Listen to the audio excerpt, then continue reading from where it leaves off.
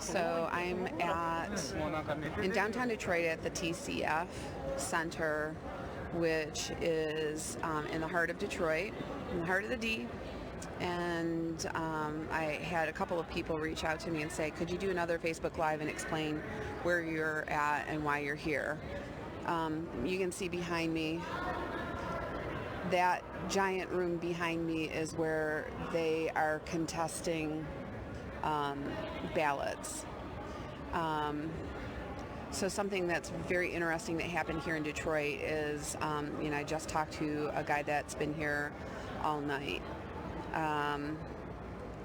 They were ready to shut down the precinct. They had counted all the ballots. Everything was good. Everything went smoothly. And then it was at about 4 a.m. that 3 vehicles arrived, a van, a Chrysler 300, and a Ferrari with 130,000 plus ballots. He said he was astonished as they started counting the ballots. He was astonished that every single ballot, like literally 100% of that 130,000 ballots were all Biden ballots that hadn't been delivered to the precinct before the cutoff time for this precinct. So obviously there's, that's just a big irregularity, something that points to large-scale voter fraud, and it literally is being contested by the President of the United States in a lawsuit right now for the state of Michigan. We literally have people that watched it happen. I talked to people that are here. They're like, what? 130,000 ballots that haven't been verified, that are just being taken in. We have poll challengers that have been barred from being able to go into this room to challenge ballots. We've had GOP members removed from the room. You're allowed to have a certain number depending on the number of precincts. I think it's 134 precincts that we have in Michigan, or excuse me, not in Michigan, in this particular county, in Wayne County, Michigan. And we probably have maybe 50 to 60 representatives that have been allowed to go in to challenge. Mind you, according to federal law, for each precinct, there is to be one Democrat, one Republican to challenge. That hasn't been allowed in 24, well, actually since this morning, since about 5 a.m. this morning, when those 130 ballots were dropped off. We then had the situation where at one point that people here in Detroit who are poll challengers or poll watchers were being barred from the building based on an order from the governor and the Michigan Department of Health and Human Services, saying that capacity limits had been met. Now, mind you, that room had capacity limits. We didn't have the number of people that we were allowed to by law that we were supposed to have in the room. The rest of the building, I'm in a 40,000 square foot building. 40,000, or is it 400,000 square feet? Very, very, very big. Cobo, it's the old Cobo Arena. And we're spread out all over. I can run down the hall naked. I'm not going to do that, don't worry. But I could, and not be seen by anybody. I could pick a hall. That's how not populated it is. So that we have the Michigan Department of Health and Human Services treating this like it's any regular day, not a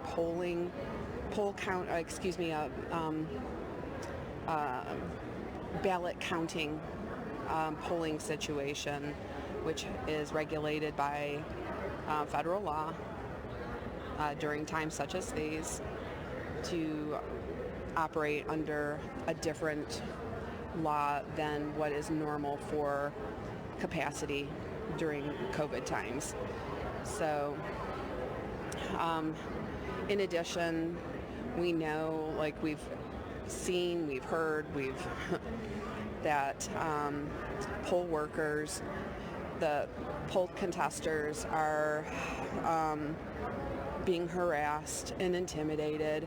The ACLU was allowed in to the room and to interfere with somebody from the GOP to challenge a poll. And I'm like, why does the ACLU get to have representation, but nonpartisan and Republicans are being barred from not only entering the challenge room, but also the building? At one point, I left the building, and again, I'm at TCF in Detroit to go and make copies, and I got stuck in an elevator because the security guard said I wasn't allowed to go back up, and I'm like, these are, I talked my way out, out of that, of course, because, it's me. These are official documents for the GOP, which they were, to contest polling practices, and, I need to go up. This is, my person that I came with is here, my car keys are here. There were a lot of people that were locked out of the building after they'd been in. They left for lunch. They weren't allowed back in, again, under the order of the Michigan Department of Health and Human Services. So, shenanigans in Detroit. And I'm not making light of it because it's really heartbreaking that this is what we've come to as a country. This is what we've stooped to as a country. Shame on us. Shame on us that partisan politics has taken away common decency, truth, honesty, integrity. It is disgusting what is happening in Detroit. It is disgusting. And it isn't about an election. It is about major fraud on a major scale that was very well organized.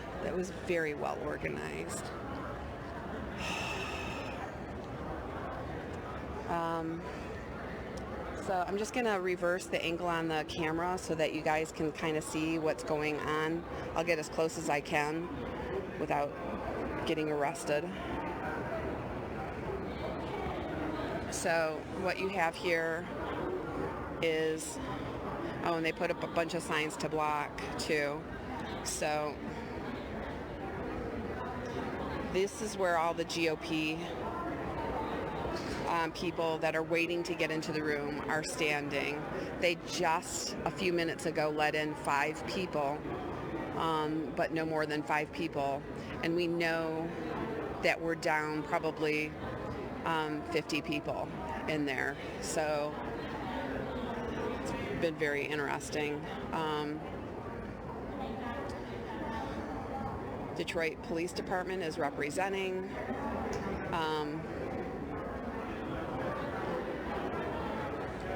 Again, when I got stuck in the elevator with the security guard told me that it was the management company for TCF Center that was making the call on locking people out. And so I tracked that person down and I talked to him, and I have his business card. And he's like, no, it wasn't us. He's like, I don't know where that would be coming from. Michigan Department of Health and Human Services was also here, and I chased him down. And I talked to him, and he's like, well, I don't know voting laws. And I'm like, well, why are you here trying to regulate? Because this is a voting situation. This is a poll counting location. This is not business as usual. Why are you even here? And he's like, well, I'm calling my supervisor, and I will, I'm waiting for direction from my supervisor. So I asked who his supervisor was. Her last name is Fair. And then he ran away from me down the escalator and met with Captain Johnson from the Detroit Police Department and promised me that he'd come back out to give me an update. Of course he didn't. So, it's very obvious that, things aren't as they should be. And I'm really glad that it's being contested. It's really discouraging and it's a little bit heartbreaking, but I'm a person of faith and I believe that God is bigger than even this, and no matter what, God reigns. So again, from the TCF Center in Detroit, I will go ahead and post this and share it. So if you're just joining and you've missed out, this is the poll counting. And mind you, I can't wear a mask, won't wear a mask, and I've been here all day.